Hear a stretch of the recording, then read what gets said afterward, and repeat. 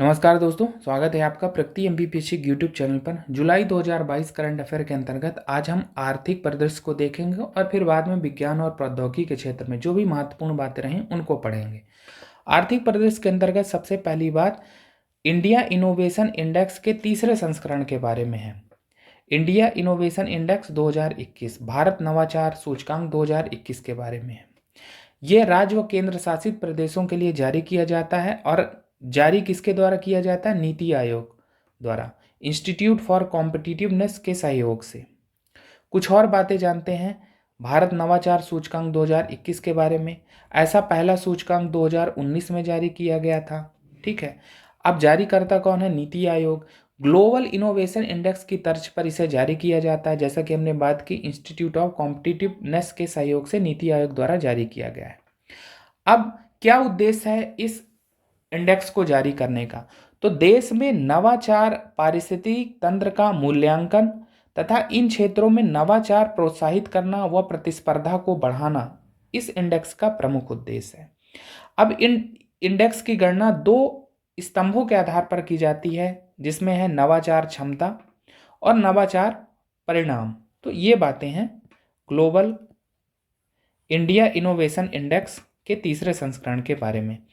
अब एक चीज समझना है इसमें कि इस इंडेक्स में राज्यों को 3 श्रेणियों में रखा गया है। जैसा कि हमने बात की कि जो इंडिया इनोवेशन इंडेक्स है राज्य व केंद्र शासित प्रदेशों के लिए जारी किया जाता है नीति आयोग द्वारा। तो 3 श्रेणियां बनाई गई हैं। 3 श्रेणियां राज्यों और केंद्र शासित प्रदेशों की बनाई गई है, जिसमें पहली श्रेणी क्या है? बड़े राज्यों की है।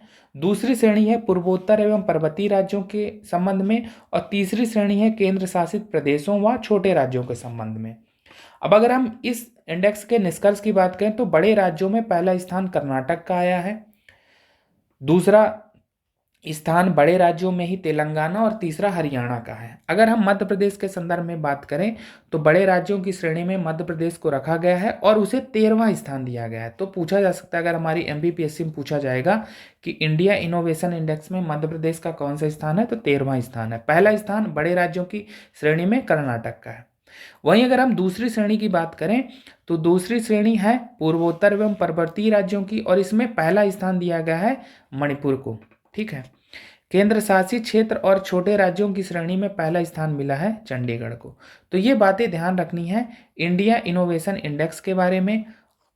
और भी क्या चीज़ें पूछी जा सकती हैं कि पहला कब जारी हुआ, तो हमने बात की 2019 में। ये तीसरा है, कौन जारी करता है, किसके सहयोग से है, किसकी तर्ज पर है, तो ग्लोबल इनोवेशन इंडेक्स की तर्ज पर है।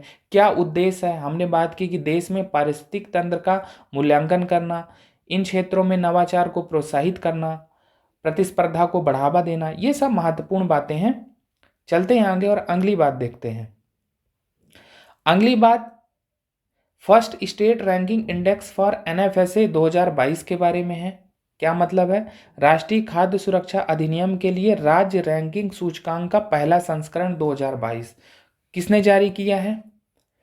जारी करता है उपभोक्ता मामले, खाद्य एवं सार्वजनिक वितरण मंत्रालय, भारत सरकार द्वारा। तो पूछा जा सकता है कि first state ranking index for NFSA 2022 को किसने जारी किया है? तो उपभोक्ता मामलों का मंत्रालय इसने जारी किया है। अब यह सूचकांक राज्यों के साथ परामर्श के बाद देश भर में एनएफएसए के कार्यान्वयन और विभिन्न सुधार पहलों की स्थिति एवं प्रगति पर प्रकाश डालता है। एनएफएसए का मतलब हमने देखा कि राष्ट्रीय खाद्य सुरक्षा अधिनियम है। अब ये अधिनियम कब आया था? ये 10 सितंबर 2013 को अधिसूचित किया गया था।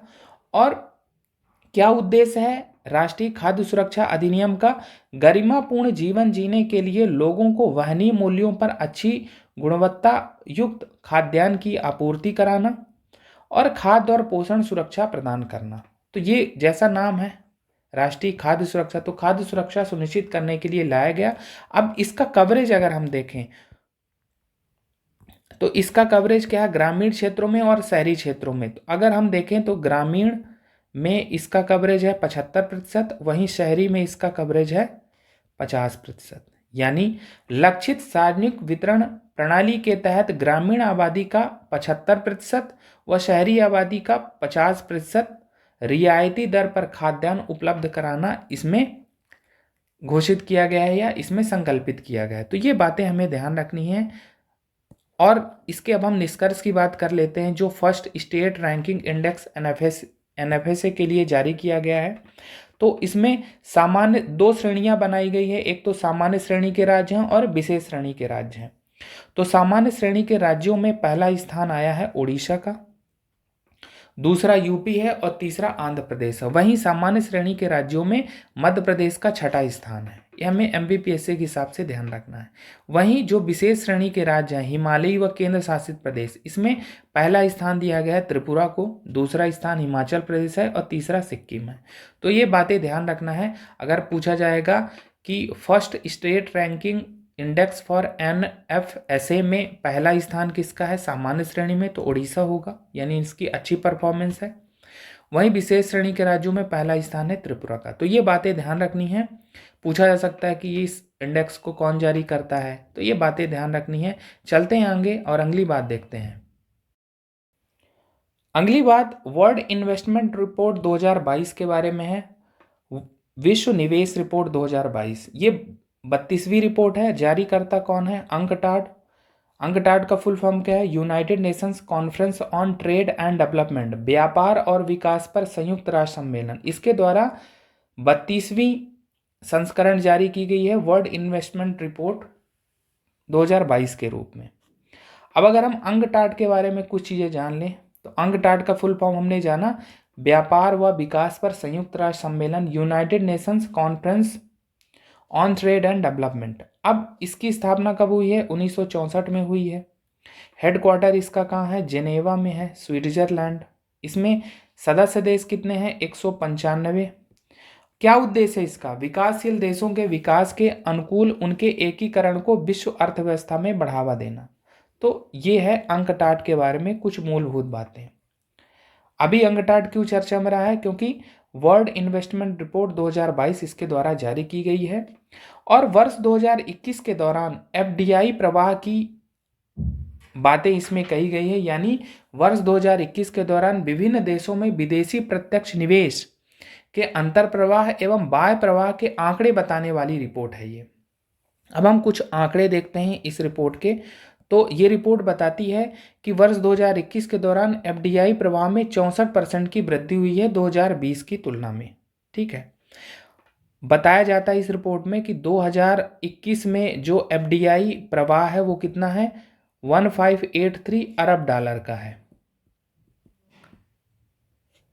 यानी 1.58 ट्रिलियन डॉलर। अगर हम 2020 में देखें तो ये 20 में कितना था? 963 अरब डॉलर। यानी 2020 की तुलना में अगर हम 2021 में देखें तो 64% की वृद्धि है एफडीआई के प्रवाह में। अब एफडीआई प्रवाह दो तरह का इसमें बताया गया है। एक तो अंतर प्रवाह है और एक है बाह्य प्रवाह। अंतर प्रवाह का मतलब किसी कंट्री के अंदर आ रहा है, इनफ्लो हो रहा है, और एक आउटफ्लो कंट्री से बाहर जा रहा है। तो इस मामले में एफडीआई अंतर प्रवाह के मामले में सबसे पहला स्थान अमेरिका का है और यहाँ एफडीआई का जो इनफ्लो हुआ 367 अरब डॉलर का हुआ। तो अगर हमारे एग्जाम में पूछा जाएगा कि एफडीआई का इनफ्लो सबसे ज़्यादा किस देश में हुआ, तो अमेरिका में हुआ 367 अरब डॉलर का। वहीं एफडीआई इनफ्लो के मामले में दूसरे स्थान पर चीन रहा, जहां 181 अरब डॉलर का इनफ्लो हुआ। वहीं हांगकांग में 141 अरब डॉलर का इनफ्लो हुआ और हांगकांग एफडीआई इनफ्लो के मामले में तीसरे स्थान पर रहा। अगर हम एफडीआई आउटफ्लो के बारे में बात करें तो एफडीआई आउटफ्लो में भी अमेरिका पहले स्थान पर रहा और यहाँ पर 403 अरब डॉलर का एफडीआई आउटफ्लो हुआ, यानी यहाँ से एफडीआई बाहर के देशों में गया। एफडीआई आउटफ्लो के संदर्भ में दूसरा स्थान जर्मनी का रहा, वहीं तीसरा स्थान जापान का रहा। जर्मनी से 152 अरब डॉलर का आउटफ्लो हुआ, वहीं जापान से 147 अरब डॉलर का आउटफ्लो हुआ। अब अगर हम एफडीआई के प्रवाह के संबंध में भारत की स्थिति देखें तो भारत में जो एफडीआई का अंतर प्रवाह रहा, इनफ्लो रहा, वो 45 अरब डॉलर रहा और इस मामले में भारत की 7वीं रैंक थी। अगर हम 2020 से इसकी तुलना करें, एफडीआई अंतर प्रवाह भारत के संदर्भ में अगर हम 2020 से तुलना करें तो 2020 में भारत में जो एफडीआई का इनफ्लो था वो कितना था, 64 अरब डॉलर था, 64 अरब डॉलर।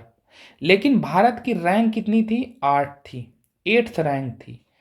अब अगर हम 2021 के संदर्भ देखें तो अभी जो एफडीआई इनफ्लो है कितना, 45 अरब डॉलर है, यानी 30% कम है 2020 की तुलना में, लेकिन रैंक में सुधार हुआ है। रैंक 2020 में 8वीं है, लेकिन यहाँ पर रैंक 2021 में आप देखेंगे 7वीं रैंक हो गई है।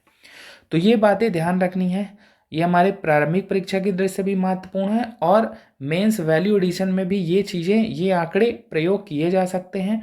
महत्वपूर्ण बात क्या क्या है इसमें कि वर्ल्ड इन्वेस्टमेंट रिपोर्ट 2022 किसके द्वारा जारी की गई, तो अंगटाड के द्वारा। अंगटाड का फुल फॉर्म हमने देखा। फिर इसके निष्कर्षों की बात करें तो वर्ष 2021 के दौरान हमने बात की कि विभिन्न देशों में कितना एफडीआई फ्लो हुआ, इनफ्लो और आउटफ्लो दोनों, उसी के आंकड़े ये बता रही रिपोर्ट। तो ये बता रही रिपोर्ट कि 2021 के दौरान एफडीआई प्रवाह में 64% की वृद्धि हुई। सबसे ज़्यादा एफडीआई का इनफ्लो कहाँ हुआ, अमेरिका में। आउटफ्लो कहाँ हुआ, अमेरिका में ही। ये दोनों आंकड़े हैं। भारत में एफडीआई प्रवाह की क्या स्थिति है, इस वर्ष 45 अरब डॉलर रही और रैंक 7वीं रही, जबकि पिछले वर्ष से हमने तुलना भी की। तो ये बातें महत्वपूर्ण है, ध्यान रखना है। चलते हैं आगे और अगली जानकारी देखते हैं। अगली जानकारी भारत की 11वीं कृषि जनगणना या एग्रीकल्चर सेंसस के बारे में है, जो कि हाल ही में क्यों चर्चा में रही है, क्योंकि भारत की जो 11वीं कृषि संगणना है 2021-22 वो प्रारंभ हो गई है। किसके द्वारा, कृषि एवं किसान मंत्रालय द्वारा। ठीक है, अगर हम कृषि संगणना या कृषि जनगणना एग्रीकल्चर सेंसस के बारे में जानें तो यह अपेक्षाकृत सूक्ष्म स्तर पर विभिन्न प्रकार के कृषि मानदंडों की जानकारी का प्रमुख स्रोत है, जैसे भूमि उपयोग, फसल प्रतिरूप, खेत का आकार, ये सब। अब ये प्रत्येक 5 वर्षों में कृषि एवं किसान मंत्रालय भारत सरकार द्वारा प्रारंभ की जाती है। ऐसी 10वीं कृषि जनगणना 2015-16 में हुई थी। अब कृषि जनगणना के आंकड़ों का उपयोग कृषि की उन्नति के लिए लाभकारी होगा, ऐसा माना जाता है। तो अभी ये 11वीं कृषि संगणना या जनगणना एग्रीकल्चर सेंसस 2021-22 क्यों चर्चा में रही है, क्योंकि 28 जुलाई 2022 से 11वीं कृषि जनगणना प्रारंभ हुई है। तो ये बातें ध्यान रखनी है। चलते हैं आगे और अगली बात देखते हैं। अगली बात लीडिंग वेल्दी वुमेन 2021 के बारे में है। इसका क्या मतलब है, यह भारत की सर्वाधिक धनी 100 महिलाओं की सूची है, जिसका नाम है लीडिंग वेल्दी वुमेन 2021। अब इस सूची को जारी किसने किया है, हुरुन इंडिया ने कोटक प्राइवेट बैंकिंग के सहयोग से। अब ये हुरुन इंडिया क्या है, विभिन्न देशों में सबसे धनी व्यक्तियों की संपत्तियों का मूल्यांकन करने वाली एजेंसी है और इसने कोटक प्राइवेट बैंकिंग के सहयोग से भारत की सर्वाधिक धनी 100 महिलाओं की सूची जारी की है और इस सूची का नाम है लीडिंग वेल्दी वुमेन 2021। अब अगर हम इसके निष्कर्ष देखें तो भारत की 100 सर्वाधिक धनी महिलाओं की सूची में पहले स्थान पर है रोशनी नडार मल्होत्रा। ये कौन है, ये एचसीएल टेक्नोलॉजी की चेयरपर्सन है और इनकी संपत्ति का आकलन किया गया है 84,330 करोड़ रुपए और पहले स्थान पर हैं ये। वहीं दूसरे स्थान पर नायका की संस्थापिका फाल्गुनी नायर हैं और तीसरे स्थान पर बायोकान की संस्थापिका किरण मजूमदार शाह हैं। फाल्गुनी नायर की संपत्ति कितनी बताई गई इसमें, 57,520 करोड़ रुपए। वहीं किरण मजूमदार शाह की संपत्ति कितनी बताई गई है, 29,030 करोड़ रुपए। और एक बात ध्यान रखना है कि ये जो रिपोर्ट है कोटक हुरुन की, ये जो सूची है, इसमें संपत्ति का आकलन जो किया गया है 31 दिसंबर 2021 के मूल्य के आधार पर किया गया है। अब आप इन सब डाटा का उपयोग महिला सशक्तिकरण वाले टॉपिक में भी कर सकते हैं। ठीक है, इनका आप उदाहरण देकर कि किस प्रकार से महिला उद्यमी हैं या महिलाएं भी कितनी तेजी से आगे बढ़ रही हैं, तो ये सब आंकड़े आप प्रयोग कर सकते हैं। बाकी पूछा भी जा सकता है हमारी प्रारंभिक परीक्षा में कि लीडिंग वेल्दी वुमेन 2021 में पहला स्थान किसका है, रोशनी नडाल मल्होत्रा, या एचसीएल टेक्नोलॉजी की चेयरपर्सन कौन है, नायका की संस्थापिका कौन है, ये सब बातें पूछी जा सकती हैं, ध्यान रखना है। चलते हैं आगे और अगली बात देखते हैं। अगली बात विद्युत मंत्रालय के कुछ आंकड़ों से संबंधित है जो भारत में विद्युत उत्पादन की क्षमता को बताते हैं। ठीक है। अब मेंस में हम वैल्यू एडिशन में प्रयोग कर सकते हैं या प्रारंभिक परीक्षा में भी कुछ चीज़ें पूछी जा सकती है। अब ये जो आंकड़े हैं ये 30 जून 2022 तक की स्थिति के अनुसार हैं, जो विद्युत मंत्रालय के द्वारा ये आंकड़े जारी किए गए हैं। तो इसमें बताया गया कि भारत में विद्युत उत्पादन की कुल क्षमता कितनी है, 403 गीगावाट, यानी 403760 मेगावाट। और बताया गया कि जो कुल क्षमता है वो विभिन्न क्षेत्रों में कैसे है, जैसे जीवाश्म ईंधन में कितना है, 236 गीगावाट या 236065 मेगावाट। और जीवाश्म ईंधन का कितना योगदान है कुल विद्युत क्षमता में, 58.5% का। ऐसे ही जल विद्युत का बताया गया है, कुल विद्युत क्षमता का 11.6% है ये। नाभिकीय विद्युत 1.7, नवीकरणीय ऊर्जा 28.3। तो ये सब आंकड़े बताए गए हैं। मेंस वैल्यू एडिशन में आप ये आंकड़े प्रयोग कर सकते हैं। प्रारंभिक परीक्षा में भी पूछा जा सकता है। आप कैसे प्रश्न पूछे जाएंगे कि भारत में विद्युत उत्पादन की कुल क्षमता का कितने प्रतिशत है जीवाश्म ईंधन, तो कितना है 58.3। या सबसे ज़्यादा किसका योगदान है, तो जीवाश्म ईंधन का। नवीकरणीय ऊर्जा का कितना योगदान है, तो 28.3। ये चीज़ें पूछी जा सकती हैं। एक और आंकड़ा है कि विश्व में विद्युत उत्पादन के मामले में भारत तीसरे स्थान पर है। विद्युत उत्पादन के मामले में पहला स्थान अमेरिका का, दूसरा चीन का है। कुछ और आंकड़े इसमें बताए गए हैं, जैसे कुल स्थापित क्षमता में विभिन्न क्षेत्रों का योगदान। जैसे सबसे ज़्यादा भूमिका प्राइवेट सेक्टर की होती है, तो लगभग आधे के बराबर 49.5%। स्टेट सेक्टर का योगदान कुल स्थापित क्षमता में 26% का है। वहीं सेंट्रल सेक्टर का योगदान सबसे कम है। तो ये चीज़ें हमें ध्यान रखना है कि जो कुल स्थापित विद्युत क्षमता उसमें सबसे ज़्यादा योगदान प्राइवेट सेक्टर का है, सबसे कम कितना सेंट्रल सेक्टर का है। विद्युत उत्पादन के मामले में भारत तीसरे स्थान पर है, पहले में कौन है, दूसरे में कौन है, ये बातें ध्यान रखना है। ऐसे जो यहाँ पर हमने बात की, तो ये बातें महत्वपूर्ण ध्यान रखना है। चलते हैं आगे। अब हम विज्ञान एवं प्रौद्योगिकी के क्षेत्र में चर्चा में रहे महत्वपूर्ण बातें देख लेते हैं। इसमें सबसे पहली बात INS सिंधु ध्वज पनडुब्बी के बारे में। हाल ही में चर्चा में क्यों रही है, क्योंकि भारतीय नौसेना से इसे सेवा मुक्त कर दिया गया है 35 वर्ष की सेवा के बाद। अब 16 जुलाई 2022 को विशाखापट्टनम में इसे सेवा मुक्त कर दिया गया, तो इसीलिए चर्चा में रहे। तो INS सिंधु ध्वज के बारे में जान लेते हैं। तो INS सिंधु ध्वज जो पनडुब्बी है, जैसा कि हमने बात की, जुलाई 2022 में भारतीय नौसेना से सेवा मुक्त हो गई है। अब 1987 में इसे भारतीय नौसेना में शामिल किया गया था। इसकी क्लास क्या है, 10 किलो क्लास है इसकी। इस सबमरीन की क्लास क्या है, 10 किलो क्लास। अब इसे पूर्व सोवियत संघ रूस से खरीदा गया था, कब, 1986 से 2000 के दौरान। अब एक और महत्वपूर्ण बात है INS सिंधु ध्वज पनडुब्बी के बारे में, जो है उपलब्धियों के संदर्भ में। तो यह एकमात्र पनडुब्बी है जिसे प्रधानमंत्री मोदी ने नवाचार के लिए रोलिंग ट्रॉफी से सम्मानित किया था। तो ये बातें ध्यान रखना है, पूछा जा सकता है कि रोलिंग ट्रॉफी से सम्मानित किया गया था। INS सिंधु ध्वज पनडुब्बी के बारे में पूछा जा सकता है, हमने किस देश से इसे खरीदा था। ठीक है, चलते हैं आगे और अगली बात देखते हैं। अगली बात मंकी पॉक्स वायरस के बारे में है। अभी हाल ही में मंकी पॉक्स वायरस क्यों चर्चा में रहा, क्योंकि WHO द्वारा मंकी पॉक्स वायरस को ग्लोबल हेल्थ इमरजेंसी घोषित कर दिया गया है। अब ग्लोबल हेल्थ इमरजेंसी घोषित करने का क्या मतलब है, इसका मतलब है कि इसके प्रकोप को असाधारण घटना के रूप में स्वीकार किया गया है और यह माना गया है कि यह अन्य देशों में भी तेजी से फैल सकता है। WHO ने इससे पहले कोविड-19, इबोला, जीका वायरस के लिए भी ऐसी घोषणाएं की थी, ग्लोबल हेल्थ इमरजेंसी। अगर हम मंकी पॉक्स वायरस के बारे में बात करें तो यह जानवरों से मनुष्य में फैलने वाली बीमारी है, वायरल जूनोटिक डिसीज। और पहले यह केवल अफ्रीका महाद्वीप, मध्य व पश्चिमी अफ्रीका तक ही सीमित थी। और जैसा कि हमने बात की कि हाल ही में इसका तेजी से प्रसार हुआ है और इन्हीं परिस्थितियों में WHO द्वारा इसे ग्लोबल हेल्थ इमरजेंसी घोषित किया गया है।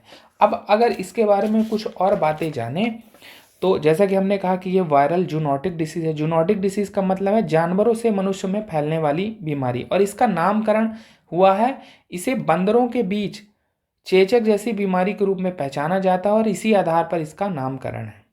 अब मंकी पॉक्स वायरस के स्रोत अगर हम देखें तो बंदर हो गए, चूहे, गिलहरी, खरगोश, ये सब हो गए, इनके द्वारा ये मनुष्य में फैलते हैं। अब क्या लक्षण है, अगर लोग संक्रमित हो जाएंगे तो संक्रमित लोगों के शरीर में दाने निकल आते हैं जो चिकन पॉक्स की तरह दिखते हैं, लेकिन इनकी गंभीरता चिकन पॉक्स की तुलना में अधिक होती है। तो ध्यान रखना है मंकी पॉक्स वायरस के बारे में अगर चीज़ें पूछी जाएंगी कि हाल ही में किस वायरस को या किस बीमारी को ग्लोबल हेल्थ इमरजेंसी घोषित किया गया, ठीक है। मंकी पॉक्स वायरस के बारे में पूछा जा सकता है कि ये जूनोटिक डिसीज है कि नहीं, ठीक है। तो ये बातें ध्यान रखनी है। चलते हैं आगे और अगली बात देखते हैं। अगली बात इंडिया बायो इकोनॉमी रिपोर्ट 2022 के बारे में है, जिसको हाल ही में जारी किया गया है जैव प्रौद्योगिकी उद्योग अनुसंधान सहायता परिषद बायरेक के द्वारा। बायरेक का फुल फॉर्म क्या है, biotechnology industry research assistant council, जो कि विज्ञान एवं प्रौद्योगिकी मंत्रालय भारत सरकार के अंतर्गत आती है। और हाल ही में इसने जुलाई 2022 में रिपोर्ट जारी की है, India bio economy report Bharat जैव अर्थव्यवस्था रिपोर्ट 2022, जो अर्थव्यवस्था के भावी विकास में जैव अर्थव्यवस्था या बायो इकोनॉमी की भूमिका एवं योगदान को संदर्भित करती है। अब अगर हम ये समझें कि जैव अर्थव्यवस्था का क्या मतलब है, तो मुख्य परीक्षा में भी पूछा जा सकता है बायो इकोनॉमी को लेकर कि बायो इकोनॉमी से क्या आप समझते हैं। तो बायो इकोनॉमी एक संस्थान है UNFAO, संयुक्त राष्ट्र खाद्य एवं कृषि संगठन। ये जैव अर्थशास्त्र को जैविक संसाधनों के उत्पादन, उपयोग और संरक्षण के रूप में परिभाषित करता है। कहने का तात्पर्य है कि जैव अर्थव्यवस्था ऐसी आर्थिक गतिविधि है जिसमें वस्तुओं, सेवाओं या ऊर्जा उत्पादन में जैव प्रौद्योगिकी व बायोमास का उपयोग शामिल है, ठीक है। तो ये बातें हैं, ध्यान रखना है अगर डेफिनेशन पूछी जाएगी तो। अब हम इसके आंकड़े देख लेते हैं। ये आंकड़े हमारे मेंस के टॉपिक बायोटेक्नोलॉजी में प्रयोग किया जा सकता है। तो ये रिपोर्ट बताती है कि रिपोर्ट के अनुसार देश की जो जैव अर्थव्यवस्था का आकार है 2021 में कितना है, लगभग 80 अरब डॉलर। 2020 में ये कितना था, 70.2। तो अगर इस आधार पर तुलना करें तो 2020 की तुलना में 2021 में 14.1% की वृद्धि को ये दर्शाता है। अगर पूछा जाएगा कि देश की जैव अर्थव्यवस्था का आकार क्या है, तो 2021 में 80.12 अरब डॉलर, मोटा मोटा अगर ध्यान रखेंगे तो 80 अरब डॉलर, यानी औसत दैनिक उत्पादन कितना है, 219 मिलियन डॉलर के करीब। कुछ यहाँ पर संभावनाएं भी व्यक्त की गई हैं कि 2025 तक देश की जैव अर्थव्यवस्था का आकार 150 अरब डॉलर होगा, वहीं 2030 तक ये आंकड़ा 300 अरब डॉलर तक पहुंच जाएगा। कुछ और बातें कही गई हैं, जैसे 2021 के दौरान बायोटेक स्टार्टअप्स की संख्या कितनी थी, 1128, और ऐसा अनुमान लगाया गया है कि 2025 तक यह संख्या 10,000 से अधिक हो जाएगी। तो ये बातें ध्यान रखनी है और इन बातों को महत्वपूर्ण रूप में लेना है। हो सकता है हमारी एग्जाम में पूछा जाए या मेंस वैल्यू एडिशन में हम बायोटेक्नोलॉजी टॉपिक में तो इनको प्रयोग कर ही सकते हैं। इंडिया बायो इकोनॉमी रिपोर्ट 2022 के बारे में चलते हैं आगे और अगली बात देखते हैं। अगली बात सी गार्जियन एक्सरसाइज के बारे में है। सी गार्जियन 2 एक्सरसाइज, जिसका आयोजन 10 से 13 जुलाई 2022 को संघाई में किया गया। तो बेसिक बात इसमें जानते हैं कि अगर पूछा जाएगा सी गार्जियन एक्सरसाइज में किन देशों की भागीदारी है, तो चीन व पाकिस्तान के बीच की ये नौसैनिक युद्धाभ्यास है, मैरीटाइम एक्सरसाइज है। जैसा कि हमने बात की कि 10 से 13 जुलाई 2022 के दौरान इसका आयोजन संघाई में किया गया। 2 और एक्सरसाइज हैं जो चीन और पाकिस्तान के बीच आयोजित की जाती हैं। एक का नाम है वॉरियर, ये चीन और पाकिस्तान के बीच थल सेना युद्धाभ्यास है। वहीं एक है शाहीन, ये वायुसैनिक युद्धाभ्यास है चीन व पाकिस्तान के बीच, ठीक है। सी गार्जियन क्या है, नौसैनिक युद्धाभ्यास दोनों देशों के बीच। वॉरियर क्या है, थल सैनिक युद्धाभ्यास। वहीं शाहीन क्या है, वायुसेना युद्धाभ्यास। तो ये बातें ध्यान रखनी है अगर हमारी एग्जाम में पूछा जाएगा तो। चलते हैं आगे और अगली बात देखते हैं। अगली बात QHPV के बारे में है। अब ये QHPV क्या है, क्वाड्रिवैलेंट ह्यूमन पैपिलोमा वायरस वैक्सीन।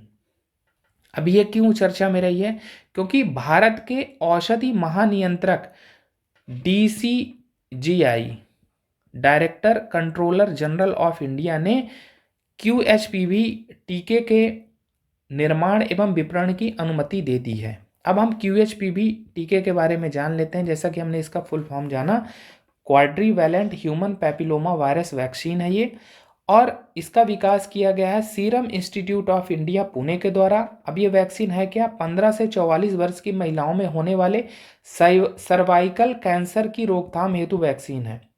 अगर हम सर्वाइकल कैंसर को और जानना चाहें तो ये गर्भाशय ग्रीवा का घातक कैंसर है। सर्वाइकल कैंसर क्या है, गर्भाशय से संबंधित कैंसर है ये, ठीक है। और इसी संबंधित वैक्सीन है ये QHPV, जिसका विकास किसने किया है और किन संदर्भों में ये महत्वपूर्ण है, क्योंकि ये भारत में विकसित पहली ऐसी वैक्सीन है जो सर्वाइकल कैंसर रोधी है। ये बातें हमें ध्यान रखनी है अगर पूछा जाएगा QHPV का विकास किसने किया, ये किससे संबंधित है, ये बातें महत्वपूर्ण है। चलते हैं आगे। अगली बात IS4OM के बारे में है। इसका क्या मतलब है, IS4OM का मतलब है ISRO system for safe and sustainable operations and management. अब इसका उद्घाटन इसरो कंट्रोल सेंटर बेंगलुरु में 11 जुलाई 2022 को किया गया। जैसा कि यहाँ पर हमने बताया कि इसका उद्घाटन बेंगलुरु में हुआ जुलाई 2022 में। अब क्या मतलब है इसका IS4OM का, या क्या उद्देश्य है, तो इसका उद्देश्य है कि अंतरिक्ष में भारतीय उपग्रहों को सूक्ष्म पथरीले उल्कापिंडों की टक्कर आदि से बचाना, यानी जो भारतीय उपग्रह प्रक्षेपित किए गए हैं अंतरिक्ष में उनकी सुरक्षा इसका महत्वपूर्ण उद्देश्य है। और ये जो ISRO system for safe and sustainable operation and management है, इसका उद्घाटन कहाँ किया गया है, इसरो कंट्रोल सेंटर बेंगलुरु में। तो ये बातें ध्यान रखनी है, पूछा जा सकता है IS4OM के बारे में, इसका उद्देश्य पूछा जा सकता है, कहाँ स्थापित किया गया है इसके बारे में पूछा जा सकता है। चलते हैं आगे और अगली बात देखते हैं। अगली बात EMM नेगेटिव ब्लड ग्रुप के बारे में है, जिसका असाइंड सिंबल है ISBT042। पूछा जा सकता है, ऐसे केवल असाइंड सिंबल दे देगा, पूछेगा कि ये क्या है, तो ये एक ब्लड ग्रुप है EMM नेगेटिव ब्लड ग्रुप। अब इसके बारे में अगर जाने तो यह विश्व में अत्यंत दुर्लभ ब्लड ग्रुप है, रेयर ब्लड ग्रुप है। हाल ही में क्यों चर्चा में रहा, क्योंकि हाल ही में भारत के गुजरात में एक व्यक्ति में यह ब्लड ग्रुप देखा गया। अब ये इतना रेयर है कि केवल विश्व में 9 लोग ही हैं जिनमें ये ब्लड ग्रुप पाया जाता है। अभी ये जो भारत में व्यक्ति पाया गया है, तो ये भारत का पहला होगा और विश्व का 10वां व्यक्ति होगा जिसमें ये EMM नेगेटिव ब्लड ग्रुप देखा गया है, ठीक है। अब अगर हम EM नेगेटिव ब्लड ग्रुप के बारे में कुछ बातें जानें तो इसका नामकरण किया गया है ISBT के द्वारा। अब ISBT क्या है, ISBT क्या फुल फॉर्म इसका, international society of blood transfusion, इसके द्वारा नामकरण किया गया है। ये जो EMM नेगेटिव ब्लड ग्रुप वाले व्यक्ति हैं, इनके ब्लड में EMM नहीं होता, यानी रेड ब्लड सेल्स में एंटीजन नहीं पाया जाता, और इसीलिए इनको EMM नेगेटिव कहा जाता है। तो ये बातें महत्वपूर्ण अगर पूछा जाएगा EMM नेगेटिव ब्लड ग्रुप के बारे में तो हमें ध्यान रखना है, हाल ही में चर्चा में क्यों रहा है, ये बातें ध्यान रखनी है। चलते हैं आगे और अगली बात देखते हैं। अगली बात Y3023 दूनागिरी युद्धपोत के बारे में है। हाल ही में चर्चा में क्यों रहा है, क्योंकि जुलाई 2022 में इस युद्धपोत का जलावतरण किया गया, कहाँ, कोलकाता में हुगली नदी में। अब अगर इसके बारे में कुछ मूलभूत बातें जाने तो यह प्रोजेक्ट 17A फ्रिगेट्स का चौथा युद्धपोत है और इसकी क्लास है शिवालिक। इसका निर्माण किया गया है garden reach ship builders Kolkata के द्वारा। अब कुछ और बातें इसमें कही गई हैं कि यह युद्धपोत दूनागिरी लिएंडर श्रेणी के ASW फ्रिगेट का संशोधित रूप है, जिसने 1977 से 2010 तक अपनी सेवाएं दी। और इसका जो नामकरण है, जैसा कि हम नाम देख रहे हैं कि दूनागिरी युद्धपोत, तो इसका नामकरण उत्तराखंड में स्थित एक पर्वत श्रृंखला के नाम पर किया गया है। तो ये बातें ध्यान रखनी है अगर पूछा जाएगा दूनागिरी युद्धपोत के बारे में, इसकी क्लास क्या है, ठीक है। प्रोजेक्ट 17A फ्रिगेट्स का चौथा युद्धपोत है, किसने निर्माण किया है, ये बातें ध्यान रखनी है। चलते हैं आगे और अगली जानकारी देखते हैं। अगली जानकारी डोरमी के बारे में है। अब डोरमी क्या है, अगर हम एक शब्द में इसको जाने तो ये चूहे का क्लोन है। डोरमी क्या है पूछा जाएगा अगर, तो ये चूहे का क्लोन है। अभी क्या हुआ है कि जापान की यामानाशी यूनिवर्सिटी है। अब जापान की यामानाशी यूनिवर्सिटी के वैज्ञानिकों ने चूहे की शुष्क फ्रीज की गई त्वचा कोशिकाओं से चूहे का क्लोन बनाने में पहली बार सफलता प्राप्त की है। चूहों की शुष्क फ्रीज की गई त्वचा कोशिकाओं से, यानी ये विश्व का पहला क्लोन्ड माइस है जिसको बनाया गया है फ्रीज ड्राइड स्किन सेल से, और ऐसा पहला क्लोन है जिसको नाम दिया गया है डोरामी। अब इसके नामकरण के पीछे की क्या बात है कि एक पॉपुलर जो बच्चों का कार्टून शो है डोरेमोन, उसी के आधार पर इसका नाम रखा गया है। तो ध्यान रखना, अगर डोरामी के बारे में पूछा जाएगा तो डोरामी क्या है, ये चूहे का क्लोन है। किसने बनाया है? जापान के वैज्ञानिकों ने बनाया है। कैसे बनाया है और किन आधारों पर ये महत्वपूर्ण है, ये बातें ध्यान रखनी है। तो इस प्रकार से आज की क्लास में हमने आर्थिक और विज्ञान एवं प्रौद्योगिकी के क्षेत्र में जो भी बातें जुलाई 2022 में चर्चा में रही हैं और महत्वपूर्ण हमारे एग्जाम में, उन्हें पढ़ने की कोशिश की। तो आज की क्लास फिलहाल इतना ही। धन्यवाद।